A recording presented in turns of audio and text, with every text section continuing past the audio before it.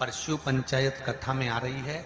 जितने आस्था चैनल पर कथा सुन रहे हो, जितने फेसबुक और यूट्यूब पर सुन रहे हो, और जितने इस छत्तीसगढ़ की पावन धरा पर बैठकर सुन रहे हो, बहुत सावधानी से सुनना। एक प्रश्न हमारे भीतर खड़ा होता है। जब हम सूर्य नारायण भगवान को अर्घ देते हैं, जल चढ़ाते हैं, तो वो जल पृथ्वी पर जब गिरता है तो उसके छींटे हमारे शरीर पर लगते हैं। क्या वो ठीक है? क्या वो श्रेष्ठ है? तो शिव महापुराण की कथा कहती है, जब हम सूर्य को अर्घ देते हैं, सूर्य को जल चढ़ाते हैं, वो पानी जब पृथ्वी पर गिरता है, उसके छींटे हमारे शरीर पर लगते हैं, तो वो श्रेष्ठता का भाव निर्मित करते हैं। वो गलत नहीं हो सकता। कारण अब वो भी समझ लीजिए।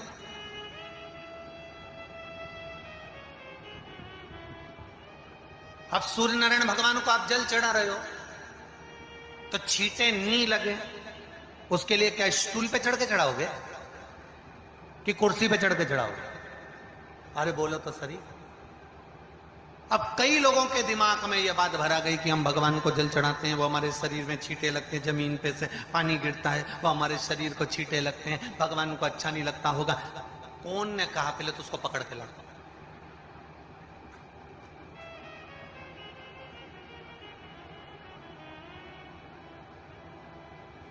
क्योंकि मेरे राम जी महाराज, मेरे भगवान कृष्ण,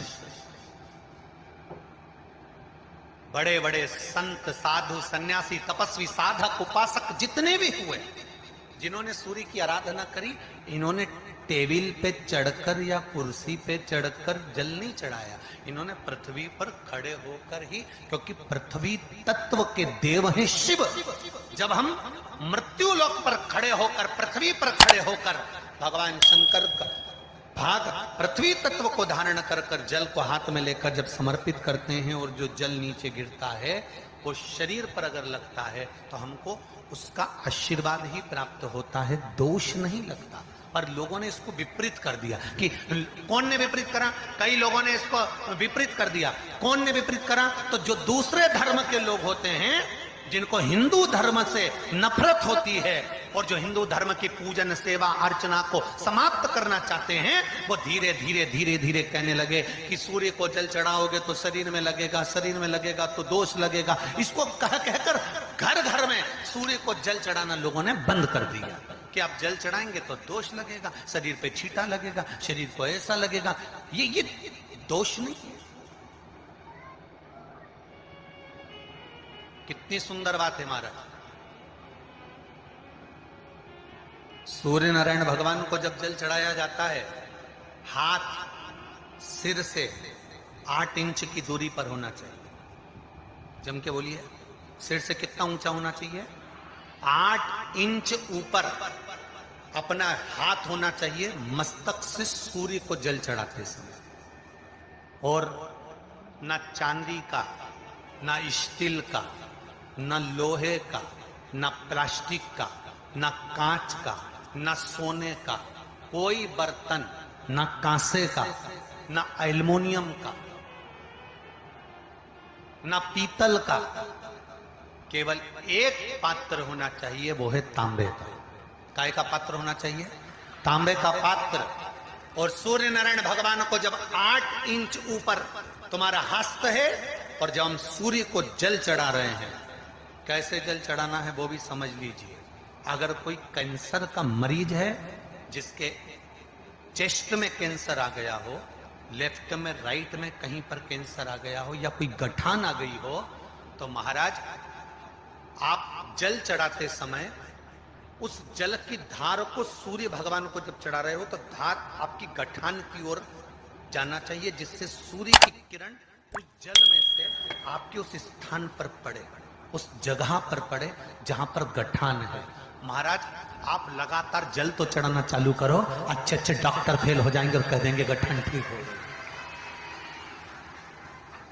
आपका लीवर और किडनी गड़बड़ कर रहा है, आप प्रतिदिन आपका स्वास्थ्य गड़बड़ रहता है, आप प्रतिदिन ये ज्योतिष शास्त्र के अंतर्गत, रत्न शास्त्र के अंतर्गत ये रत्न शास्त्र, ज्योतिष शास्त्र, रंग शास्त्र जो हमारे यहाँ है, रंगों के हिसाब से ये जितने रत्न होते हैं, माणिक हुआ, सोन मोती हुआ, नीलम हुआ, मूंगा हुआ, पुखराज हुआ, ये क्यों कहते हैं ये पीला है, ये सफेद है, ये नीला है, ये लाल है, इसको शरीर में क्यों पहनाते हैं? उसका कारण होता है कि जब शरीर में पहनते हैं, सूर्य की किरण उसमें पड़ती है, हमारे शरीर पर वो कलर का इफेक्ट पड़ता है, उस कलर को शरीर पर लगता है, और शरीर पर लगता है तो हमारा शरीर धीरे धीरे, हमारी जो इंद्रियां हैं वो सही होने लगती हैं, काम सही होने लगता है। तो आप कहते हो ना सब, मैं कौन सा नक पहनूं, मैं कौन सा मोती पहनूं, मैं कौन सा पुखराज पहनूं, मैं कौन सा नीलम पहनूं, वो ज्योतिष शास्त्र के अंतर्गत, रत्न शास्त्र के अंतर्गत जितने रत्न हम पहनते हैं, ये केवल उस किरण के लिए ही तो पहनते हैं कि जो सूर्य की किरण मिले, उस किरण का प्रभाव हमारे शरीर पर पड़े।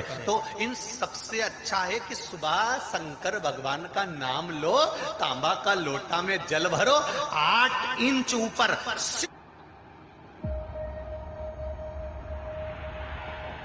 It all started from here. सिर से हाथ होना चाहिए, और सूर्य नारायण भगवान का दर्शन साधारण नहीं, जो जल तुम चढ़ा रहे हो, वो जल की जो धार आ रही है उसमें सूर्य का दर्शन होना चाहिए, तो कैंसर की बीमारी कभी नहीं हो सकती। लीवर, किडनी, हार्ट, आपके हार्ट में अगर तकलीफ है, डॉक्टर ने कह दिया कि इसमें नस चोक है, आपको कहीं ना कहीं छल्ला डलेगा, आपको कह दिया इसमें कुछ ना कुछ प्रॉब्लम आ रही है, आप सूर्य को अर्घ देना चालू कर दो, सूर्य को जल चढ़ाना चालू कर दीजिए।